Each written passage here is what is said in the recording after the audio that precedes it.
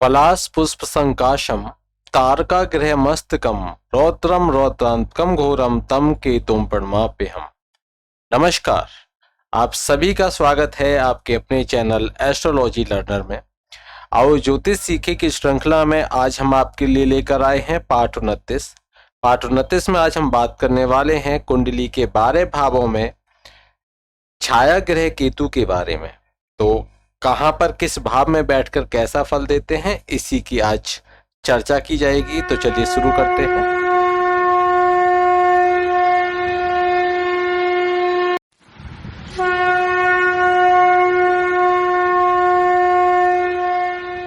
देखिए, पिछली क्लास जो 28वां पाठ था उसमें हमने राहु के बारे में जानकारी दी और उस जानकारी में साथ ही साथ ये भी बताया कि किस प्रकार से समुद्र मंथन हुआ, समुद्र मंथन से अमृत निकला और अमृत का जो छल से देवताओं का रूप धारण करके एक राक्षस ने अमृत पान कर लिया और जिसकी जानकारी भगवान विष्णु को हुई और उन्होंने सुदर्शन चक्र से उस राक्षस के 2 टुकड़े कर दिए। तो एक जो सिर वाला हिस्सा था उसको राहु कहा गया और जो धड़ वाला हिस्सा था उसे केतु कहा गया। इंग्लिश में हम केतु को ड्रैगन टेल भी कहते हैं। राहु के बारे में आप जान चुके हो, हम केतु के बारे में समझ लेते हैं। तो केतु शुभ ग्रह इसको कहा जाता है, लेकिन राहु से ये 7वें घर पे होते हैं।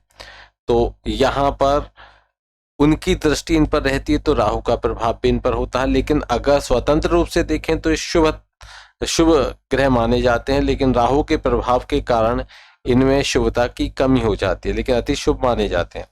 चलिए, ये जो केतु हैं ये छाया ग्रह हैं।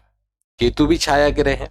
तो यहाँ पर इनके जो प्रभाव हैं उन प्रभावों में जिसके साथ होते हैं उसका सही प्रभाव देते हैं। वैसे मंगल को सेनापति कहा गया है, केतु को ध्वजा भी कहा जाता है। ध्वजा अर्थात उसका झंडा।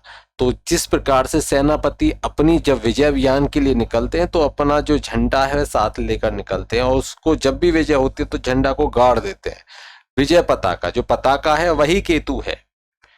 तो मंगल अगर क्रूर है तो केतु उनसे अधिक है, क्योंकि केतु कहीं ना कहीं या केतु का प्रभाव देखोगे। चलिए अब हम समझ लेते हैं कि केतु को कहाँ उच्च का समझा जाता है। तो कुछ विद्वान जो केतु को मानते हैं कि धनु राशि में केतु उच्च के होते हैं, भाई कुछ मानते हैं कि जो वृश्चिक राशि है वहां पर केतु उच्च के होते हैं। आइए अब हम समझ लेते हैं कि यदि केतु पहले भाव में, 7वें भाव को देखेंगे, 7 वर्ष की इनकी जो विष्णुत्तरी महादशा होती है 7 वर्ष की होती है। और यदि ये केतु पहले भाव में विराजमान होते हैं तो जब ये पहले भाव में विराजमान होंगे तो कैसा फल देंगे। तो जब भी ये केतु पहले भाव में विराजमान होते हैं, जिसको लग्न कहते हैं, लग्न में अगर केतु विराजमान है तो उस जातक के जो बंधु बांधव हैं, जो भाई मित्र सब हैं, सखा हैं, बंधु बांधव हैं, परिवारजन हैं, वह सभी क्या है, परेशान रहने वाले होते हैं और उसका खुद का भी मन अशांत रहता है। कभी शांति से वह नहीं जी पाता, अशांत मन करा देते हैं। यहाँ पर लग्न में बैठे केतु, उसके शरीर में वायु संबंधित व्याधियां, जो बीमारियां हैं, ऐसी परेशानियां हमेशा बनी रहती हैं। लेकिन यदि ये वृश्चिक लग्न में हो और उसमें केतु हो तो जातक बड़ा धनी, परिश्रमी, धन का खूब खर्च करने वाला, खूब धन उसके पास में होता है, सुख उठाने वाला, चंचल स्वभाव का होता है। लेकिन यहाँ भी उसको थोड़ी सी मूर्खता दे देते हैं। पैसा खूब खर्च करेगा, दिमाग से थोड़ा सा कम होगा, ये स्थिति बना देते हैं। यदि किसमें है, उच्च के हो जाते हैं, जो वृश्चिक में चले जाते हैं तो ये स्थिति बना देते हैं। वहीं यदि केतु दूसरे भाव में विराजमान होते हैं तो जब भी ये दूसरे भाव में विराजमान होते हैं, धन के भाव में विराजमान होते हैं, तो इनकी जो उपस्थिति है यहाँ पर वह जातक के सुखों में कमी करने वाली होती है। तो उसको अल्प सुख मिलते हैं। ऐसे व्यक्ति को विरासत में कुछ भी नहीं मिल पाता, जो कुछ भी है, क्योंकि ये अचल संपत्ति का भाव है, कुटुंब का भाव है। मुख से संबंधित रोगों की भी हम यहाँ से समझते हैं, तो वहां केतु पहुंच के तो मुख से संबंधित रोग भी दे देंगे। लेकिन यदि केतु इस भाव में मेष राशि हो, मिथुन राशि या कन्या राशि में हो तो जातक को ये जो हमने बातें बताई ये सब समाप्त हो जाती हैं, कोई कष्ट नहीं मिलता, जातक अत्यंत सुखी होता है। तो जिनके भी यहाँ पर मेष राशि, मिथुन या कन्या राशि हो तो वहां पर ये केतु सुख देने वाले होंगे। वहीं यदि केतु तीसरे भाव में विराजमान होते हैं, जो कि पराक्रम का भाव है, छोटे भाई बहनों का भाव है, तो यहां पर जो केतु हैं वे उस व्यक्ति को ऐसा बना देते हैं, जो अंधविश्वास कहते हैं जिसको, उसमें विश्वास करने वाला ऐसा व्यक्ति होता है। कुछ ऊपरी जो आधी व्याधियां हैं वह भी उसको परेशान कर सकती हैं। ऐसा व्यक्ति जो व्यर्थ की बातें होती हैं उनमें जरूर लगा रहता है, व्यर्थ की बातें बहुत करता है, चंचल स्वभाव यहां दे देंगे उसको, और उसको धन से की जो बल ऐश्वर्य भोगने वाला भी उसको बना देंगे यहां बैठे केतु। अनेक प्रकार की चिंताएं भी यहां पर केतु उसको देते हैं। चलिए, अब यदि केतु चौथे भाव में विराजमान होते हैं तो क्या स्थिति होती है। ये भूमि भवन वाहन का भाव है, माता के सुख का भाव है। तो यहां पर केतु अगर विराजमान है तो उस व्यक्ति की पैतृक संपत्ति को नष्ट करा देंगे, उसको माता के, पिता के, भाई बंधुओं के जो सहयोग मिलने वाले हैं उनसे भी वंचित कराने का काम कर देंगे केतु। उसका जो मन है वो घर से बाहर अधिक लगता है। ऐसे व्यक्ति का जो मन होगा घर से बाहर ज्यादा लगेगा, घर में मन नहीं लगेगा, क्योंकि वहां घर में तो केतु बैठे हैं तो उसका मन वहां कैसे लगेगा। लेकिन यदि केतु उच्च के हो जाए यहां पर तो जातक को उत्साह खत्म कर देंगे, उसका उद्यम करने की जो क्षमता है उसको खत्म कर देंगे, कोई काम धंधा करने का उसका मन नहीं करेगा। लेकिन अपने जो बंधु बांधव होंगे उनका सहयोग से मिलेगा और उनके सहयोग से वह आगे भी बढ़ता है। वहीं यदि केतु पंचम भाव में विराजमान हो जाए तो पंचम भाव में अगर केतु हो जाए तो यहाँ पर संतान को कम करने वाले होंगे, कन्या संतानों की अधिकता कर देंगे। यहाँ पर पराक्रम तो देंगे लेकिन ऐसा व्यक्ति हमेशा दूसरों की दास्ता करता है, मतलब नौकरी चाकरी करेगा, खुद का कुछ नहीं कर पाएगा। उसके भाई यहाँ उसको परेशान कर सकते हैं, उसके शरीर में वायु विकार हो सकते हैं। ऐसा व्यक्ति अगर उल्टी सीधे काम करे तो उससे उसको हानि भी उठानी पड़ती है। उसमें खूबियां तो खूब हैं, पंचम में बैठे केतु जो पंचम स्थान में फल देंगे कि उस व्यक्ति में खूबियां खूब हैं, खूब अच्छा है, क्वालिटी वाला है, लेकिन गुणों से भरपूर है, लेकिन अपने गुणों को कभी दूसरे के सामने प्रदर्शित नहीं कर सकता। ये उसके अंदर इस तरह की खूबी भर देंगे, इस तरह की उसमें परेशानियां देंगे। अब देखते हैं यदि ये छठे भाव में विराजमान हो जाए तो क्या करेंगे। अगर छठे भाव जो कि रोग ऋण शत्रु का भाव है यहाँ पर पहुंच जाए तो जातक को सुख देने वाले होते हैं, कम खर्च करने वाला होता है, लेकिन उसकी प्रवृत्ति को कैसे कर देंगे, झगड़ालू उसकी प्रवृत्ति को कर देंगे। लेकिन ऐसा व्यक्ति ऊपरी व्याधि जो भूत प्रेत आदि होते हैं उनसे पीड़ित हो सकता है। पंचम में बैठकर भी केतु कहीं ना कहीं पिशाच भय देते हैं, जो कोई प्रेत है वो प्रेत उससे लगने की संभावनाएं बढ़ती है अगर पंचम में है तो। अब वहीं छठे में भी ऐसी स्थिति बन जाती है, छठे में केतु तब भी ये स्थिति देंगे। और यहाँ छठे में बैठे जो केतु हैं उसके मन में हमेशा भूत प्रेतों का भय बनाकर भी रखते हैं। ननसाल जो होती है उसकी ननिहाल होती है, उनकी तरफ से उसको शत्रुता मिलती है, मामा से बनती नहीं है, ऐसी स्थिति आप देखोगे। ऐसे व्यक्ति अगर पशु पालने लगे तो पशुओं का व्यवसाय करने लगे तो वहां पर उनको उससे लाभ मिलने की संभावनाएं अधिक ये केतु कराते हैं। और इससे अगर वो कोई जानवर पालते हैं, कोई पशु पालते हैं तो इससे उनको मन को जो सुकून है वो सुकून भी मिलता है। चलिए आगे बात करते हैं। अगर सप्तम में केतु विराजमान हो, अगर सप्तम भाव जो कि पत्नी का भाव है, साझेदारी का भाव है, और इस भाव में अगर केतु विराजमान है जो सातवां भाव है, तो वहां पर जातक को जो विरासत में कोई भी धन अगर मिलता है तो वह उसको समाप्त, उस धन को समाप्त कर लेता है, और उस धन को समाप्त करने के बाद में उसे बहुत कष्ट झेलना पड़ता है। कैसे ही भी अपनी पत्नी के ऊपर समाप्त कर ले, किसी भी प्रकार से उसको समाप्त करता है तो उसको बहुत जो पीड़ा झेलनी पड़ती है। और यहां पर बैठे केतु की जो पत्नी है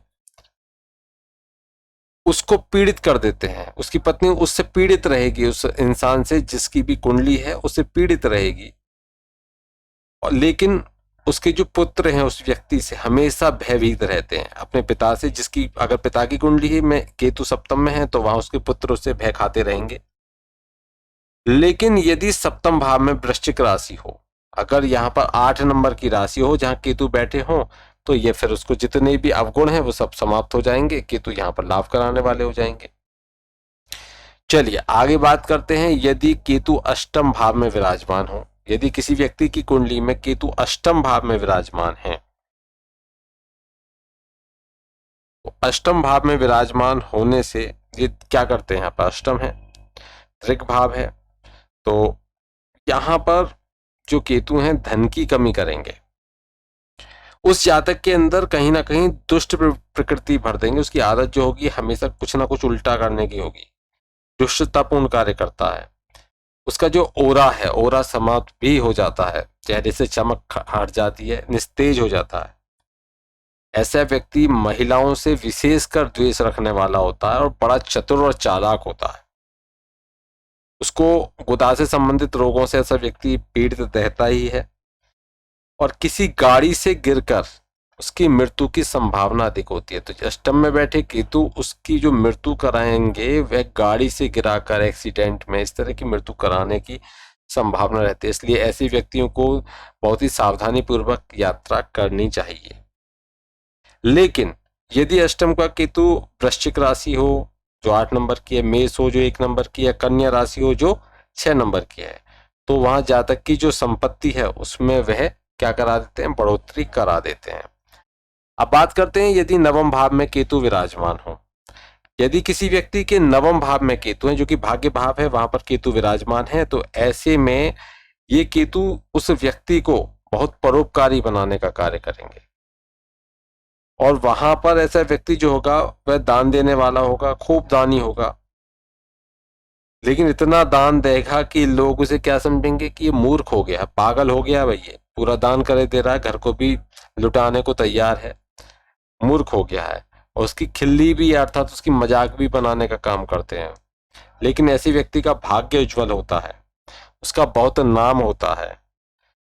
कितना ही दान कर ले धन जो है कम नहीं हो पाता उसका, लेकिन अपने लोग ही उसको नुकसान पहुंचाने को लगे रहते हैं, इसलिए उसको अपनों से ही भय रहता है। वहीं यदि केतु दसम भाव में विराजमान है, तो दसम भाव में यदि केतु विराजमान है तो उस जातक को क्या बना देंगे, कर्म भाव में पहुंच गए तो उस जातक को भाग्यवान बना देंगे। लेकिन कितना ही भाग्यवान हो जाए, लेकिन पिता का सुख यहाँ उसका हटा लेंगे, पिता के सुख में कमी करते हैं। और यदि 10वें स्थान पर कन्या हो राशि या वृश्चिक राशि हो, तो केतु जो है वह शत्रुओं का नाश करने वाला भी उस व्यक्ति को बना देंगे। अगर यहाँ पर कौन कौन सी राशि हो गई, वृश्चिक राशि हो गई और कन्या राशि हो गई, तो वहां पर केतु शत्रुओं का क्या करने वाले होते हैं, नाश करने वाले हो जाते हैं। अगर एकादश भाव में केतु विराजमान है, तो यदि कुंडली के एकादश अर्थात 11वें भाव में केतु विराजमान है, तो यहाँ पर जो 11वें भाव में केतु होंगे तो उस व्यक्ति को, क्योंकि पंचम को देख रहे हैं, तो उधर के रोग तो देंगे ही देंगे, उधर रोग से पीड़ित कर देंगे उसको। और लेकिन वो व्यक्ति कैसा होगा, भाग्यवान होगा, विद्वान भी होगा, उसके गुण ऐसे होंगे कि सब लोग उसको पहचानेंगे उसके गुणों से। तो बहुत गुणवान ऐसा व्यक्ति होता है, तेजस्वी होता है। यहाँ पर बैठे जो केतु हैं उसको सभी प्रकार के सुख प्रदान करने का कार्य भी करते हैं। अब देखिए यदि किसी की कुंडली में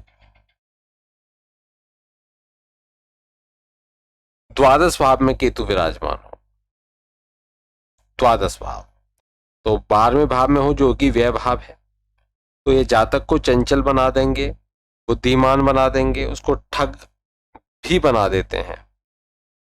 ऐसा जातक बहुत धोखेबाज होता है, होगा दिल्ली में, कहेगा कि मैं अभी तो जयपुर में हूं, तो वह कहीं ना कहीं कुछ ना कुछ धोखा देता रहेगा। उस पर कोई विश्वास नहीं कर सकता, संदेह हमेशा उसके ऊपर बना रहता है।